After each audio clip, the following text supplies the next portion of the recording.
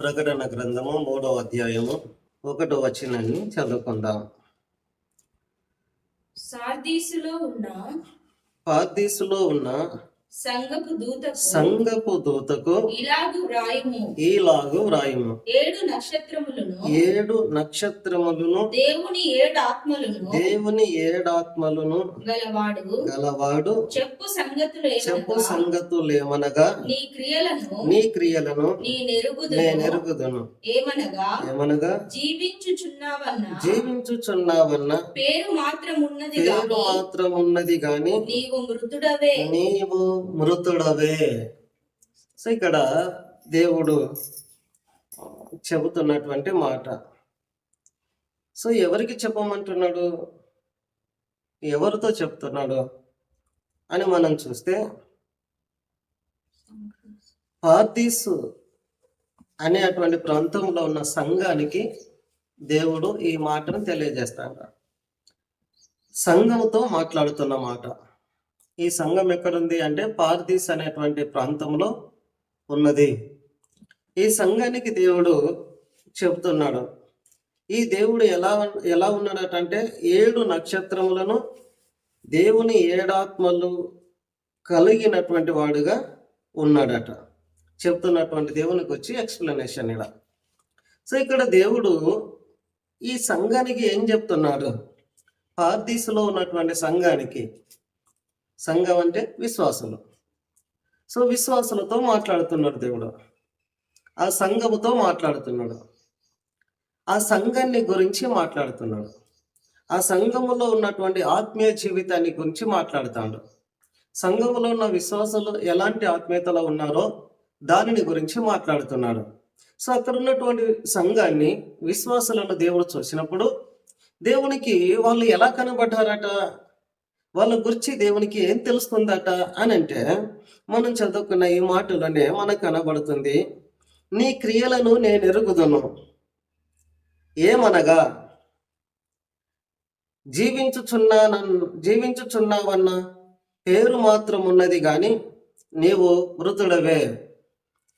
So ఇక్కడ సంఘాన్ని గురించి దేవుడు ఏం చెప్తానంటే, సంఘం ఏమేం పనులు చేస్తుందో, సంఘానికి ఏమేం అలవాట్లు ఉన్నాయో, సంఘము ఎలాంటిదిగా బ్రతుకుతుందో, సంఘము ఎలాంటి పనులు చేస్తూ ఎలాంటి క్రియల ద్వారా బ్రతుకుతుందో అదంతా నాకు తెలుసు అని చెప్తాను దేవుడు.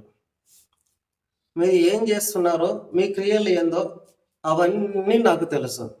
చాలామంది అంటారు కదా, నా గురించి అంతా దేవునికి ఎరికే అని.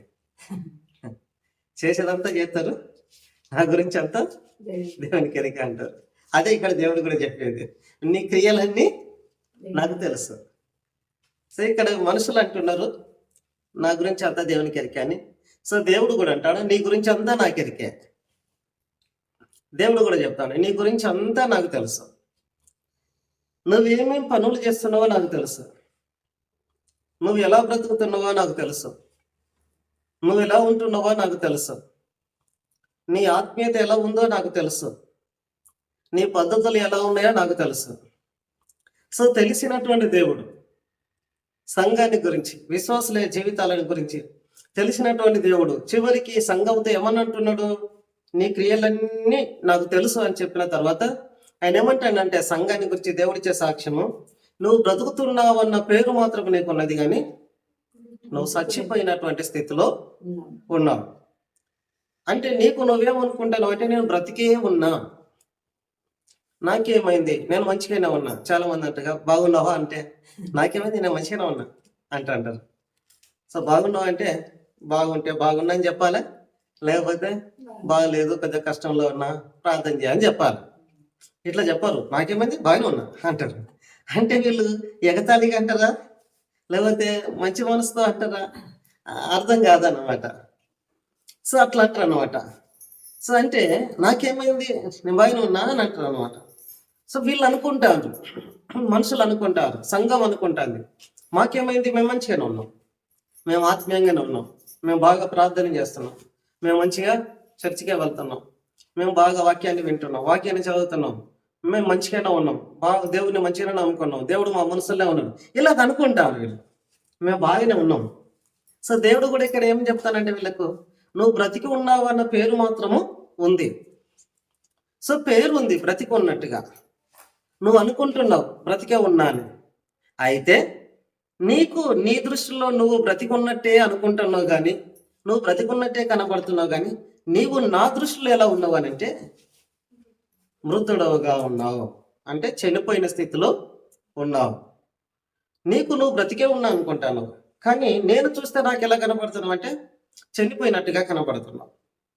సో నీ ఆత్మీయతలో చనిపోయావు, విశ్వాసంలో చనిపోయావు, ప్రార్థన జీవితంలో చనిపోయావు, దేవుని కొరకు బ్రతకవలసిన విధానంలో చెడిపోయినావు లేదా చనిపోయినావు, దేవుని కొరకు పనిచేయాల్సిన విధానంలో చనిపోయినావు. సో ఆత్మ సంబంధమైన దైవిక సంబంధమైన జీవితంలో నువ్వు పూర్తిగా జీవము లేకుండా ప్రాణము లేని శవములాగా చనిపోయిన స్థితిలోనికి నువ్వు మారిపోయినావు. కానీ నీకు నువ్వు అనుకుంటున్నావు నేను బాగానే ఉన్నా అని, బ్రతికే ఉన్నా, నేను మంచిగానే ఉన్నా అని అనుకుంటున్నావు. కానీ నేను నిన్ను చూస్తే నువ్వు చనిపోయినట్టుగా నాకు కనబడుతున్నావు.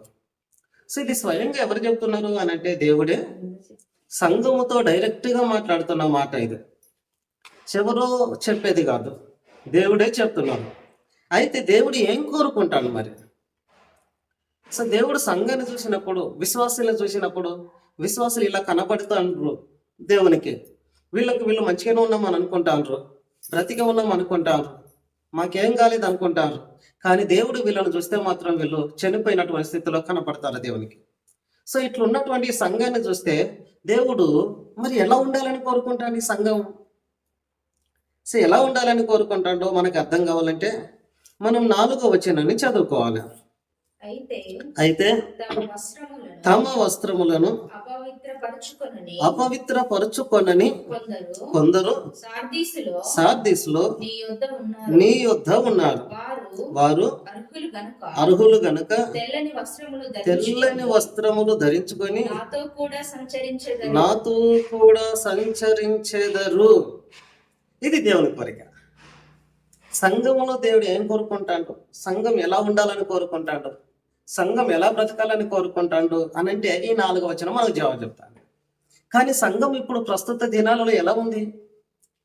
దేవుని కొరకే బ్రతుకుతున్నాం అనేటువంటి సంఘం, నాకు దేవుడే ఆధారం అనేటువంటి విశ్వాసులు, దేవుడు లేకపోతే నేను ఎప్పుడో చచ్చిపోతాను అనుకునే అటువంటి విశ్వాసులు, దేవుడి వల్లనే నేను బ్రతికున్నా అనుకునేటువంటి విశ్వాసులు ఎలా ఉన్నారట అంటే వాళ్ళు బ్రతికున్నట్టుగా ఉన్నారు. కానీ దేవుడు వాళ్ళని చూసినప్పుడు దేవుని కళ్ళలో, దేవుని చూపులో, దేవుని దృష్టిలో వాళ్ళు చనిపోయినట్టుగా ఉన్నారట, మృతులుగా ఉన్నారంట.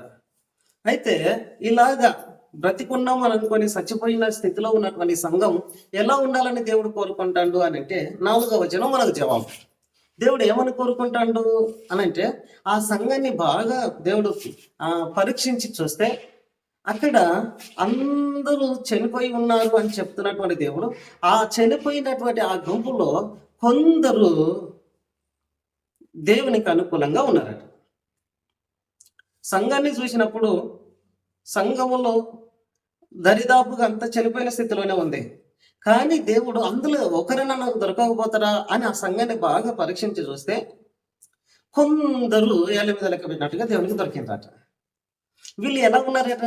4వ వచనం మనకు చెప్తాయి, వాళ్ళు వారి వస్త్రాలను అపవిత్రపరచుకోకుండా ఉన్నారట.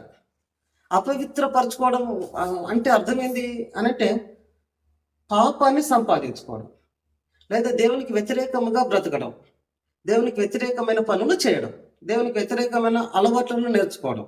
అయితే ఇక్కడ దేవుడు ఏమంటాడు, అపవిత్రపరచుకోలేదట వాళ్ళు. అంటే వాళ్ళు ఎలా ఉన్నట్టు ఇప్పుడు దేవునికి వ్యతిరేకమైన పద్ధతులను వాళ్ళు అనుసరిస్తలేరు, దేవునికి నచ్చనటువంటి అలవాట్లను వాళ్ళు నేర్చుకుంటలేరు, దేవునికి ఎలా ఉంటే మంచిదో అలాగా వాళ్ళ పవిత్రతను, వాళ్ళ పరిశుద్ధతను, వాళ్ళ ఆత్మీయతను వాళ్ళు కాపాడుకుంటారు, వాళ్ళ ప్రార్థన జీవితాన్ని వాళ్ళు కాపాడుకుంటారు, వాళ్ళ విశ్వాస జీవితాన్ని వాళ్ళు కాపాడుకుంటారు. దేవునికి వరకు నమ్మకంగా బ్రతకడానికి వారిని వారు దేవునికి సమర్పించుకొని బ్రతుకుతున్నారు. ఇక్కడ వస్త్రాలంటే అర్థం ఏంది అని అంటే పరిశుద్ధత, ఆత్మీయ జీవితం, దేవుడు మనకిచ్చినటువంటి రక్షణ అన్నమాట, రక్షణ వస్త్రం. సో దేవుణ్ణి స్తుతించే విధానం, ప్రార్థన జీవితం, దీన్ని వీళ్ళు చెడగొట్టుకోలేదట, దాన్ని వాళ్ళు పాడు చేసుకోలేదట, అపవిత్రపరచుకోలేదట. ఏం చేశారు మరి? పవిత్రంగా కాపాడుకున్నారు. హల్లెలూయా, పవిత్రంగా కాపాడుకున్నారు. అందుకని దేవుడు ఏం చెప్తానంటే వాళ్ళకు తెల్లని వస్త్రాలు ఇస్తారట. హల్లెలూయా. హల్లెలూయా. ఏం వస్త్రాలు? తెల్లటి వస్త్రం. నేను తెల్ల బట్టలు వేసుకోవాలంటే అందరికీ అవమానం కదా. తెల్ల బట్టలు వేసుకొని చర్చికి వెళ్ళాలంటే అవమానం. తెల్ల బట్టలు వేసుకొని బయటికి వెళ్ళాలంటే అవమానం. ఏంటిది అవమానం? తెల్ల బట్టలు వేసుకోగానే మీ ఆయన లేడా అంటారు సింపుల్గా. సరే, తెల్ల బట్టలు ఆయన ఉన్నాడా లేడా అనే దానికి కాదు వేసుకునేది. పరిశుద్ధతకు గుర్తుగా, నేను దేవుని కొరకు బ్రతికే బిడ్డను అని గుర్తుగా వేసుకునేటి తెల్ల బట్టలు. కానీ సైతాన్ ఏం చేసింది అని అంటే, తెల్ల బట్టలు అంటే ఇది దేవుని కొరకు, దేవునికి గుర్తుగా వేసుకునేటి గనక ఈ తెల్ల బట్టలు వేసుకుంటే వీళ్ళు దేవునికి గుర్తుగా కనపడతారు కనుక ఈ దేవుని పేరే కనపడకుండా ఉండాలంటే అసలు తెల్ల బట్టలు వేసుకుంటే తప్పని చెప్పాలి అని అనుకునేది. అది అంటే దాని ప్లాన్ చూసారా, ఎంత మాస్టర్ ప్లాన్ దాన్ని. దేవుడు ఏమంటాడు ఇక్కడ, వాళ్ళ వస్త్రాలను వాళ్ళు కొందరు అపవిత్రపరచుకోకుండా కాపాడుకున్నారు, పవిత్రంగా కాపాడుకున్నారు. కాబట్టి ఇప్పుడు వాళ్ళు ఏం చేయాలంట, తెల్లని వస్త్రాలు ధరించుకొని వాళ్ళు నాతో సంచరించాలి. అంటే తెల్ల బట్టలు వేసుకున్న వాళ్ళని దేవుడు ఎవరితో ఉండాలంటాడు? దేవునితో ఉండాలి.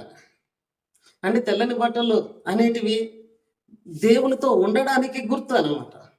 సో దానికి వీళ్ళు యోగ్యులట. పరిశుద్ధంగా ఉండేవారు, పవిత్రతను కాపాడుకునేవారు, రక్షణను కాపాడుకునేవారు, దేవునికి మహిమకరంగా బ్రతకాలనుకునే వారికి ఏ వస్త్రాలు ధరించాలని దేవుడు కోరుకుంటాడనంటే తెల్లని వస్త్రాలు ధరించుకొని దేవునితో కూడా వీళ్ళు సంచరించాలట.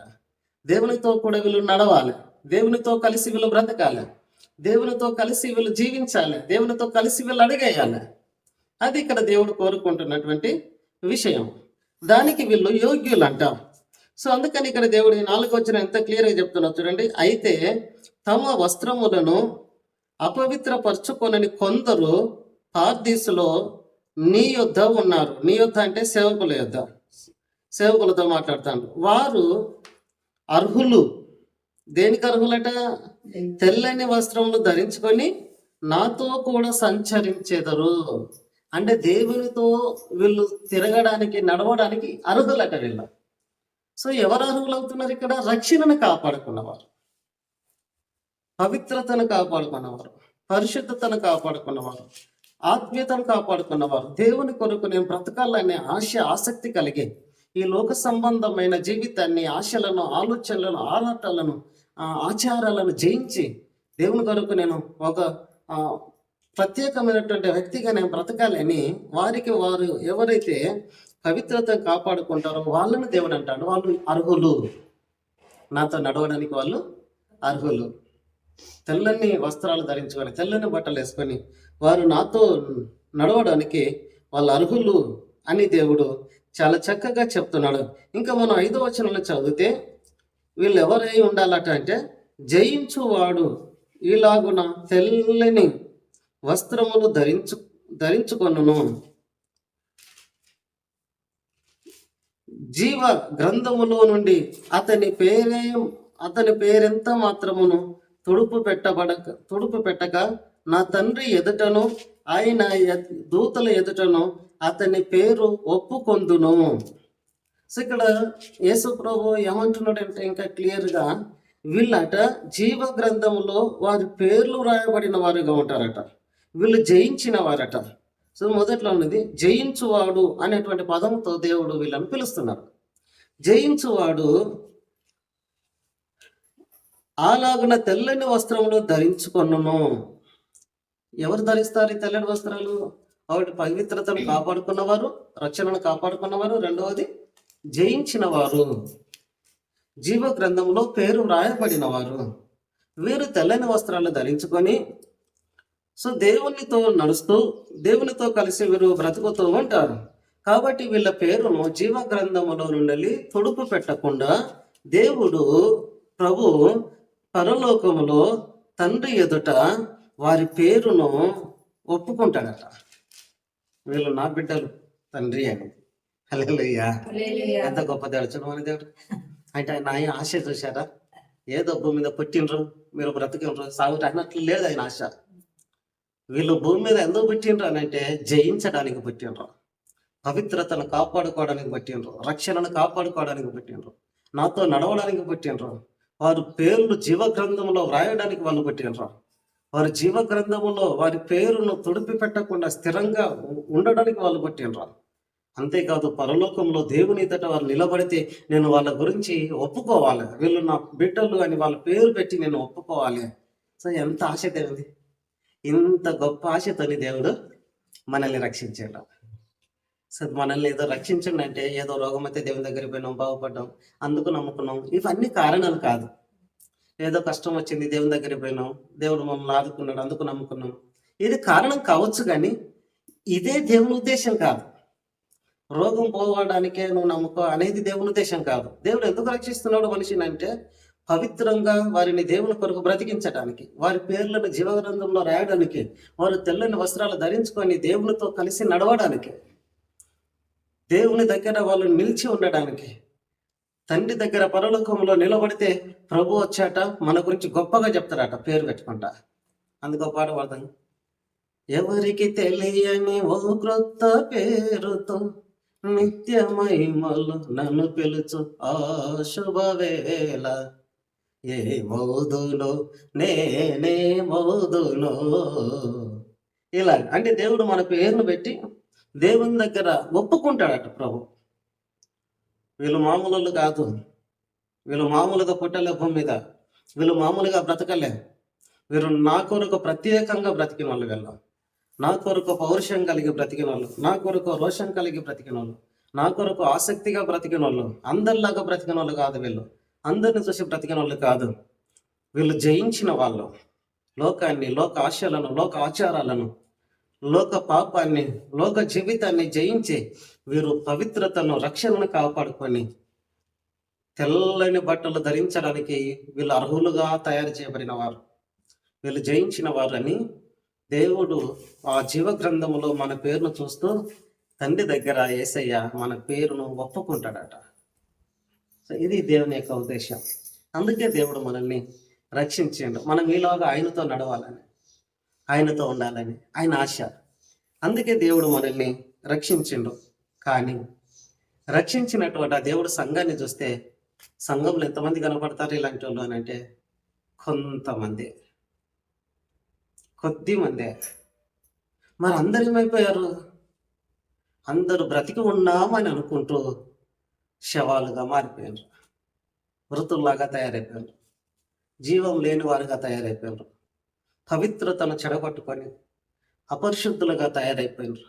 అందుకే దేవుడు బాధపడుతూ సంఘాన్ని ఆయన చూస్తూ ఆయన మాట్లాడుతున్నాడు సంఘాన్ని గురించి. మీ క్రియలు నాకు తెలుసు, మీ జీవితం నాకు తెలుసు, మీ ఆలోచన నాకు తెలుసు, మీ పనులు నాకు తెలుసు, మీ అలవాట్లు నాకు తెలుసు, మీ పద్ధతులు నాకు తెలుసు, మీరంటే ఏందో నాకు తెలుసు. మీరు ఎలా ఉన్నారు అని అంటే పైకి బ్రతికి ఉన్నట్టుగానే బ్రతికిన వాళ్ళలాగానే ఉన్నారు, కానీ మీరు నిజానికి చనిపోయిన వారుగా ఉన్నారు. సో అందులో నాకు ఎవరైనా ఉన్నారా అని అంటే నాకు దొరికే వాళ్ళు కొద్ది మందే. మరి ఇంతమంది ఎందుకు చనిపోయారు అంటే వారు ఏమనుకుంటారంటే ఏదో దేవుని నమ్ముకున్నాం కాబట్టి వస్తాను, దేవుని నమ్ముకున్నాం కాబట్టి ప్రార్థన చేస్తాను, దేవుని నమ్ముకున్నాం కాబట్టి ఏదో బైబిల్ పట్టుకున్నాం, దేవుని నమ్ముకున్నాం కాబట్టి యేసు ప్రభు అంటాను, దేవుని నమ్ముకున్నాం కాబట్టి ఇట్లా వాళ్ళ స్టైల్ అలాగా అయిపోయింది.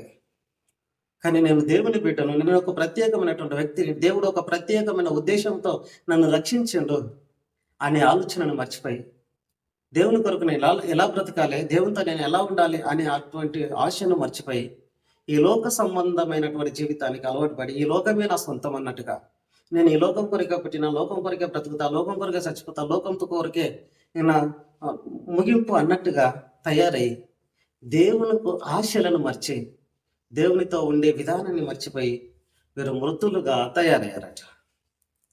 కానీ కొందరు నమ్మకస్తులు దేవునికి కొంతమంది దొరికినారు. వాళ్ళు ఎలాంటి వారటంటే పవిత్రతను కాపాడుకున్నవారు, వారి రక్షణను కాపాడుకున్నవారు, ఆత్మీయతను కాపాడుకున్నవారు, విశ్వాసాన్ని కాపాడుకున్నవారు, ప్రార్థన జీవితాన్ని కాపాడుకున్నవారు, వారు ఈ లోకాన్ని జయించిన వారు, జీవగ్రంథంలో వ్రాయబడిన వారు, దేవుని దగ్గర తెల్లని వస్త్రాలు ధరించుకొని యేసయ్యతో వాళ్ళు నడవగలిగిన వారు, అర్హులుగా తయారైనటువంటి యోగ్యులు కొంతమంది కనబడుతున్నారు. వాళ్ళను దేవుడు ప్రభు తండ్రి దగ్గర జీవగ్రంథంలో వాళ్ళ పేర్లను తుడిపి పెట్టకుండా తండ్రి ఎదుట వాళ్ళ నిలబెట్టి వాళ్ళ పేరును చెప్పుకుంటూ ఒప్పుకుంటాడట. వీళ్ళు వీళ్ళు నా కొరకు బ్రతికిన వాళ్ళు, నా రక్షణలో వీళ్ళు జీవించిన వాళ్ళు, వీరు నా రక్షణను పొందుకున్న వాళ్ళు, వీరు రక్షించబడిన వారు, నాతో నడిచేవారు వీళ్ళు అని చెప్తాడట. ఎంత గర్వంగా చెప్తాడు ఆయన. సో ఇట్లాంటి ఆ ధైర్యాన్ని మనం ప్రభులో కలిగి, దేవుడు మన గురించి ధైర్యంగా చెప్పగలిగినటువంటి ఆ ఆ ధైర్యాన్ని మన దేవునికి కలుగ చేయాలి. మనల్ని చూస్తే దేవుడు అనుమానించేటట్లుగా ఏం చెప్పాలి వీళ్ళ గురించి అని ఆలోచించేటట్టుగా మనం ఉండకూడదు. ధైర్యంగా దేవుడు చెప్పాలి, అనుమానం లేకుండా. వీళ్ళు నా కొరకు బ్రతికిన వారు, వీళ్ళు జయించిన వారు, వీరు నా పిల్లలు, నా రక్షణను అనుభవించిన వారు. వీళ్ళు లోకం కొరకు బ్రతకరు, లోక ఆశల కొరకు బ్రతకరు, మనుషుల కొరకు బ్రతకరు. వీరు లోక సంబంధమైనటువంటి జీవితం కొరకు బ్రతకరు. వీరు నా కొరకు ప్రత్యేకపరచబడి బ్రతికిన వాళ్ళు అని దేవుడు ఎంత స్ట్రాంగ్గా చెప్తున్నాడు చూడండి. అందుకే వాళ్ళని గురించి చెప్తాడు, వీళ్ళు అర్హులు, వీళ్ళు జయించిన వారు, వీరు పవిత్రతను కాపాడుకున్న వాళ్ళు, తెల్లని వస్త్రాలు ధరించుకొని నాతో నడిచేవాళ్ళు. చూడు దేవుడు ఎంత ధైర్యంగా చెప్తున్నాడు, ఎంత గర్వంగా చెప్తున్నాడు దేవుడు. సో ఇట్లా దేవుడు మన గురించి చెప్పేటట్లుగా మనం తయారు కావాలి.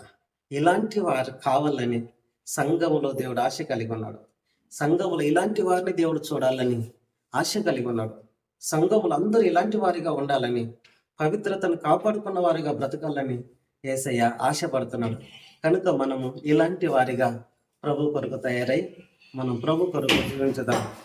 సో దేవుడు ఆయన అంటున్నాడు, తెల్లని వస్త్రములను ధరించిన వారుగా వీళ్ళు నా కొరకు బ్రతికిన వారు అని చెప్తున్నాడు. కనుక ఈ సాయంత్రకాల సమయంలో మనం ఆలోచన చేద్దాం, మనము మన రక్షణను ఎలా కాపాడుకుంటున్నాం? ప్రభు ఆశించినట్లుగా ఇలాంటి ఆశ కలిగిన వారిగా మనం ఉన్నామా? దేవుని ఆశను నెరవేర్చే వారిగా మనం ఉన్నామా? దేవుడు ఆశించినట్లుగా ఆ తెల్లని వస్త్రాలు ధరించటకు యోగ్యులుగా మనం ఉన్నామా? దేవునితో నడిచే వారిగా మనం ఉన్నామా? ఈ లోకాన్ని జయించిన వారిగా మనం ఉన్నామా? సో మనం ఒకసారి బాగా ఆలోచించుకొని మన ఆత్మీయతలో మనం ఎలా ఉన్నామో సరి చేసుకొని ప్రభు మనల్ని గూర్చి ధైర్యంగా గర్వంగా చెప్పుకునేలాగా మనం తయారవుదాము. దేవుడు మనల్ని దీవించును గాక. ఆమేన్.